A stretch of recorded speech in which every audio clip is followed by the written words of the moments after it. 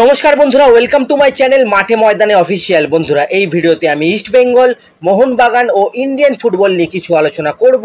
তোমরা যারা আমার ভিডিওটা দেখছো, আমার চ্যানেলটা প্লিজ সাবস্ক্রাইব করে নাও ইন্ডিয়ান ফুটবলের এরকমই আরো আপডেট পেতে। প্রথমেই যদি আমরা একটু রায়ান উইলিয়ামসের কথা বলি, তো রায়ান উইলিয়ামস হচ্ছে একজন 31 বছর বয়সী অস্ট্রেলিয়ান উইঙ্গার।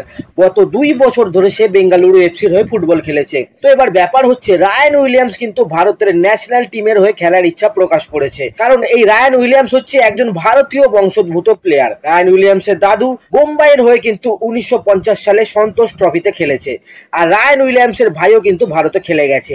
আই লিগের ক্লাব নেরোকা এফসিতে তার ভাই কিন্তু খেলেছে।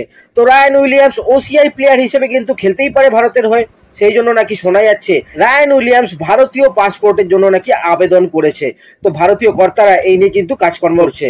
যদি রায়ান উইলিয়ামসের পাসপোর্ট মঞ্জুর হয়ে যায়, তাহলে কিন্তু রায়ান ভারতের হয়ে আগামী দিনে খেলতে পারে। এই হচ্ছে ব্যাপার। যাই হোক, এরপরে যদি আমরা একটু ইস্ট বেঙ্গলের কথা বলি, তো ইস্ট বেঙ্গল কালকে কিন্তু 3 জন প্লেয়ারের বিদায় ঘোষণা করে দিয়েছে, সেটা তোমরা সবাই জানো। আমরাও একটা পোস্ট করে কালকেই সেটা জানিয়ে দিয়েছিলাম যে হেক্টর সেলিস আর মেসি বাউলিকে বিদায় ঘোষণা করা হয়েছে।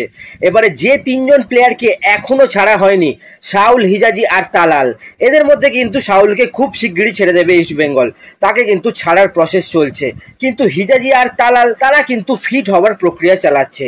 কালকে মাদি তালাল তার সোশ্যাল মিডিয়ায় কিন্তু একটা ক্লিপ ছেড়েছিল, যেখানে দেখা যাচ্ছে সে ট্রেনিং করছে, কিন্তু মাদি তালালের বডি বা তার ফিটনেস বা তার নড়াচড়া দেখে মনে হলো এই বছরেও আর ফিরতে পারবে না কিন্তু মাদি তালাল। তো জানুয়ারির পরেও তালালের আশা কিন্তু ছেড়ে দেওয়াই ভালো। তালালকে যে পাবে না এই বছরে, সেটা কিন্তু ইস্ট বেঙ্গল ম্যানেজমেন্টও জানে হয়তো। আর হিজাজির ওপর নজর রাখা হচ্ছে, শোনা যাচ্ছে কর্তারা সেটা দেখছে হিজাজির ফিটনেস কিরকম অবস্থায় থাকে, সেটা শীতকালীন উইন্ডোর পরে দেখে ইস্ট বেঙ্গল ম্যানেজমেন্ট সিদ্ধান্ত নেবে। এই হচ্ছে ব্যাপার। যাই হোক, এরপরে যদি আমরা একটু মোহনবাগানকে নিয়ে কথা বলি, তো মোহনবাগান প্লেয়ার রেজিস্টার ব্যান নিয়ে একটা সমস্যা হচ্ছে। এই প্লেয়ার রেজিস্টার ব্যান কবে মিটবে সেটা কিন্তু কেউ জানে না। সেখান থেকে শোনা যাচ্ছে মোহনবাগান এই ব্যান তোলার জন্য সব রকম কাজকর্ম কিন্তু কমপ্লিট করে দিয়েছে। সমস্ত কাগজপত্র 2 দিন আগে তারা অলরেডি ফিফাতে জমা করে দিয়েছে। এখানে বলে রাখা দরকার, তাদের ট্রেনিং কম্পেনসেশনের জন্য যে ব্যান হয়েছিল, সেটার জন্য কিন্তু বর্তমানে আর ডিলে হচ্ছে না, সেই টাকা দেওয়া হয়ে গেছে অলরেডি। অ্যাকচুয়ালি ফিফার ক্লিয়ারিং হাউস অন বোর্ডিং বলে একটা প্রক্রিয়া আছে। ফিফা ক্লিয়ারিং হাউস ক্লাবগুলোর মধ্যে প্রথমে এমবিএসজি কে অন্তর্ভুক্ত করবে, তারপরে পরবর্তী পদক্ষেপ হবে।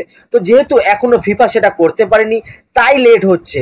তো মোহনবাগান ফ্যানদের চিন্তা করার কোনো কারণ নেই, ট্রান্সফার উইন্ডো সেই আগস্ট মাস পর্যন্ত চলবে, তো তার আগে কিন্তু ব্যান উঠে যাবে। এই হচ্ছে ব্যাপার। যাই হোক, এরপরে যদি আমরা একটু ঈশান পণ্ডিতের কথা বলি, তো 27 বছর বয়সী এই স্ট্রাইকার তো কেরালা ব্লাস্টার্সে খেলছিল, কিন্তু বর্তমানে কেরালার সাথে কিন্তু তার সমস্ত চুক্তি শেষ হয়ে গেছে এবং প্লেয়ারটা বর্তমানে উইদাউট ক্লাব পড়ে আছে। নামতে নামতে ঈশান পণ্ডিত তার মার্কেট ভ্যালু এখন 20 লাখ টাকায় নেমে গেছে। তো একটা সময় ঈশানের এত ডিমান্ড ছিল, ইস্ট বেঙ্গল কিন্তু প্রচুর লড়াই করেছিল ঈশানকে নেওয়ার জন্য, কিন্তু পায়নি। কেরালা ব্লাস্টার্স তাকে সাইন করিয়ে নিয়েছিল। সেই ঈশান পণ্ডিত আর আপাতত কিন্তু কোনো ক্লাব নেই আইএসএল এ। খুব সম্ভবত আই লিগের কোনো ক্লাবে চলে যেতে পারে ঈশান পণ্ডিতা। যাই হোক, এরপরে যদি আমরা একটু ইস্ট বেঙ্গলকে নিয়ে কথা বলি, তো গতকাল আমরা কিন্তু একটা রিউমার নিয়ে একটা কথা বলেছিলাম, একটা বিদেশি প্লেয়ারের নাম করেছিলাম, আলেজান্দ্রো কোপোলা। আরে ভাই, আমরা তো জাস্ট রিউমার হিসেবে কথাটা বলেছিলাম, কিন্তু তারপরে দেখি সব বড় বড় মিডিয়া হাউস ও প্লেয়ারটাকে নিয়ে কিন্তু খবর করতে থাকে এবং ইস্ট বেঙ্গলের পোটেনশিয়াল টার্গেট বলে খবর করতে থাকে। তো বন্ধুরা, অনেকেই আমার কাছে খবরটার সোর্স জানতে চাইছিল, তো আমি কি আর সোর্স দেবো, বড় বড় মিডিয়া হাউসরাও সেই সেম প্লেয়ারের সেম খবর করতে থাকে পরে। যাই হোক, যেটা বলার, ইস্ট বেঙ্গলের ডিফেন্সে এখনো পর্যন্ত কিন্তু কোনো সাইনিং হয়নি। 6 জন ডিফেন্ডারের প্রোফাইল এখনো আপাতত ইস্ট বেঙ্গল ম্যানেজমেন্ট ঘাটছে, কেউ এখনো কিন্তু ফাইনাল হয়নি।